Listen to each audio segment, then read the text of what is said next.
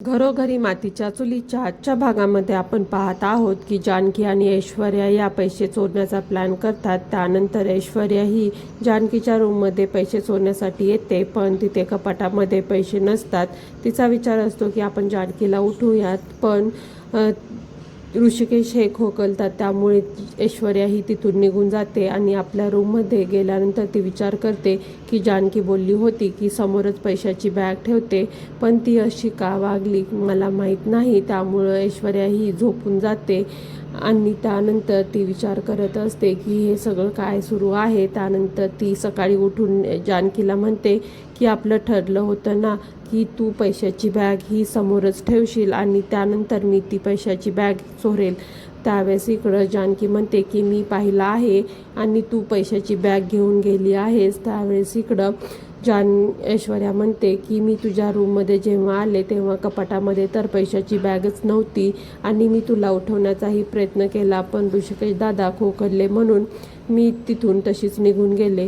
त्यावेळेस इकडं जानकी म्हणते की याचा अर्थ आणि तू जेव्हा शर्वरीला 50% अमाऊंट मागितली आहे म्हणून ही रक्कम शर्वरीने चोरी केली असावी असं जानकी म्हणते. त्यावेळेस इकडं ऐश्वर्या म्हणते की मलाच कळत नाही आहे हे कसं झालं. आणि त्यानंतर इकडं जानकी म्हणते की हो, आणि आपल्याकडे घरामध्ये एवढी रक्कम आहे आणि हे आईंनाही आणि इतर कोणांनाही माहिती नाही आणि त्याच संधीचा गैरफायदा म्हणून ती रक्कम शर्वरी यांनी चोरली असावी. त्यावेळेस इकडं ऐश्वर्या म्हणते की आता ही खूप मोठी रक्कम आहे आणि आपण असंच कसं जाऊ द्यायचं. त्यावेळेस ती पोलिसांना बोलूयात असं सांगते. त्यानंतर इकडं जानकी ही ऋषिकेशकडे येते आणि ऋषिकेशला उठून सांगते की आपल्या रूममधील पैशाची बॅग ही चोरीला गेली आहे.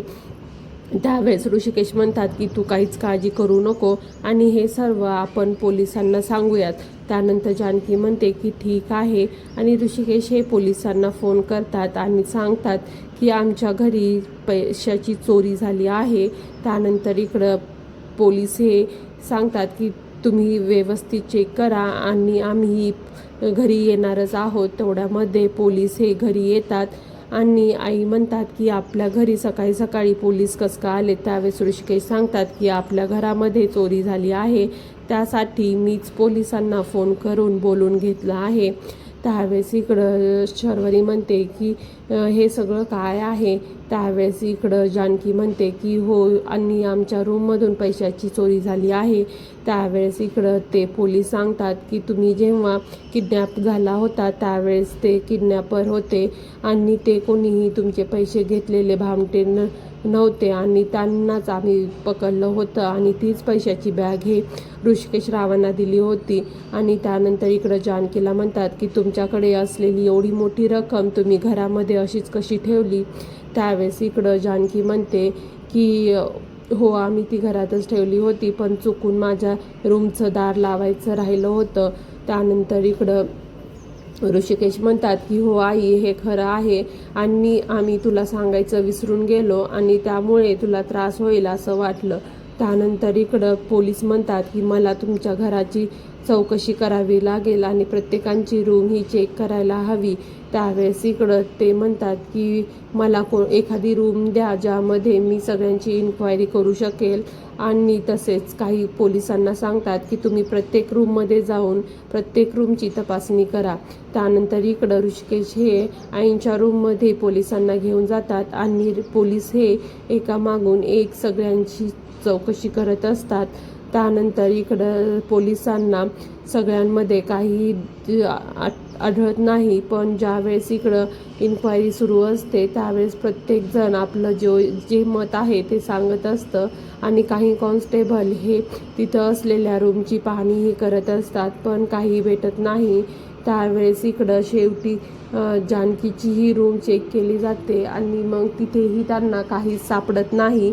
त्यानंतर इकडं राहुलला विचारलं जातं. त्यावेळेस राहुल म्हणतो की मला पैसे चोरून गेल्याचा आवाज तर आला नाही. त्यावेळेस पोलीस म्हणतात की आम्ही तुम्हाला विचारलं नाही की आवाज आला की नाही, जे प्रश्न विचारले त्याची उत्तरं द्या. त्यानंतर त्या पोलिसांचा संशय हा राहुलवरती येतो आणि तसंच त्यानंतर तिथे शर्वरीलाही बोलवलं जातं. त्यावेळेस शर्वरी म्हणते की जर तुम्ही मला विचारणार असतात की मी किती वाजता झोपले, तर नक्की मी घड्याळीत पाहिले असते.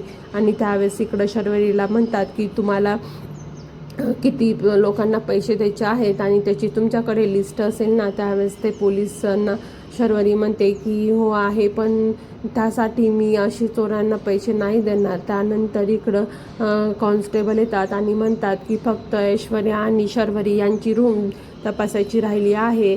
आणि त्यानंतर इकडं कॉन्स्टेबलला सांगतात की तुम्ही तीही चेक करा. आणि जानकीला प्रश्न विचारण्यासाठी रूममध्ये बोलवलं जातं.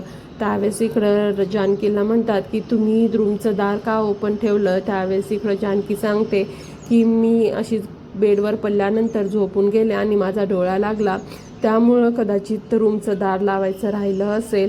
आणि त्यावेळेस इकडं पोलीस तिची सही घेऊन तिलाही जायला सांगतात. आणि तेवढ्यामध्ये इकडे ऐश्वर्याच्या रूममध्ये कॉन्स्टेबल यांना जॅकेट सापडतं. आणि त्यानंतर इकडं पोलिसांना ते जॅकेट आणून देतात आणि म्हणतात की हे ऐश्वर्याच्या रूममध्ये सापडलं आहे.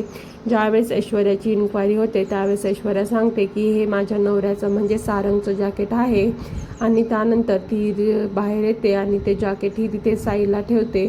त्यावेळेस इथं पोलीस म्हणतात की तुमच्या घरामध्ये काही तोडफोड झालेली नाही, फक्त पैशाचीच बॅग चोरीला गेलेली आहे. आणि आता सगळ्या रूमची चौकशी करून तपासणी झाली आहे, तरीही पैसे कुठे सापडले नाहीत.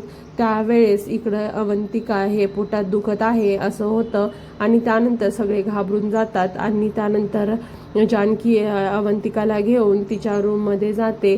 त्यावेळेस आई म्हणतात की घरामध्ये हे सगळं काय सुरू आहे. त्यावेळेस इकडं ऋषिकेश म्हणतात की आई तू काही काळजी करू नकोस आणि ते पैसेही आपल्याला लवकरात लवकर भेटतील.